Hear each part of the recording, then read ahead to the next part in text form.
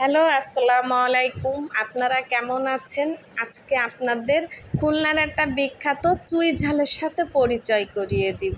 দেখুন, এই যে চুই ঝালের গাছ আমি খুলনা থেকে ছোট্ট একটা চারা এনে লাগিয়েছিলাম। আর এই দেখুন পাতাগুলো একেবারে পান পাতার মতন, এই যে পান পাতার মতন পাতাগুলো। আর এই যে গুঁড়া দেখেছেন, এই গুঁড়া কেটে কেটে কিন্তু মাংস দিয়ে রান্না করে খাওয়া হয়। আপনারা কে কে এই পর্যন্ত দেখেছেন চুই ঝাল?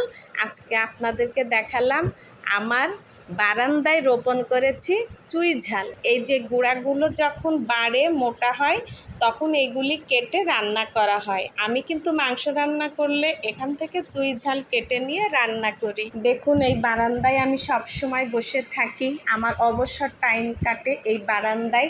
আর চারিদিকে আমি গাছ লাগিয়েছি বারান্দায়। দেখুন, আমাদের ছায়ার আঁচল দিয়ে কিন্তু আমাদেরকে ঢেকে রেখেছে।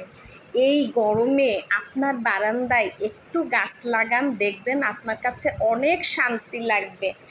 আমরা কিন্তু এই গাছ থেকে অক্সিজেন নিই, আর আমরা যখন কার্বন ডাই অক্সাইড ছাড়ি তখন কিন্তু এই গাছগুলো গ্রহণ করে।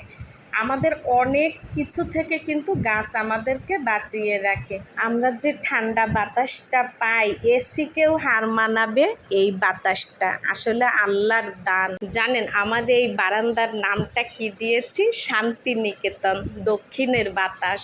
কারণ আমার এই বারান্দাটা কিন্তু দক্ষিণ সাইডে।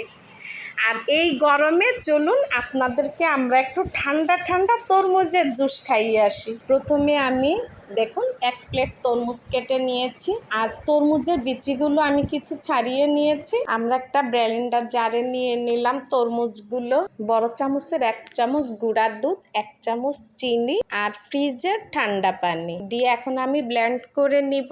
আপনারা চাইলে এখানে একটু রুয়াবজা দিতে পারেন। আমাদের রুয়াবজার ঘ্রাণটা কেউ পছন্দ করে না, এই জন্য আমি স্কিপ করেছি। তরমুজটা ব্লেন্ড করার পর আমি একটু ছেঁকে নিয়েছি, কারণ ওই যে ছাবড়াগুলো যে থাকে ওগুলি গালে পড়লে ভালো লাগে না।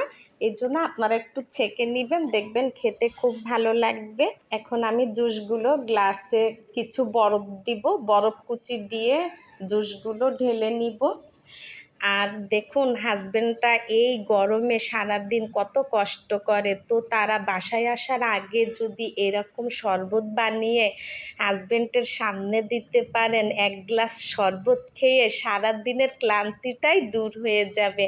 আপনিও করে দিন আপনার হাজবেন্ডের সামনে এরকম ঠান্ডা 1 গ্লাস শরবত। কেমন? এরকম 1 গ্লাস ঠান্ডা তরমুজের শরবত খেয়ে দেখবেন আপনার হাজবেন্ড আপনারই প্রশংসা করছে। আমার এই ভিডিওটা যদি ভালো লাগে লাইক কমেন্ট শেয়ার করবেন। আপনারা সবাই ভালো থাকবেন, সুস্থ থাকবেন। আল্লাহ হাফেজ।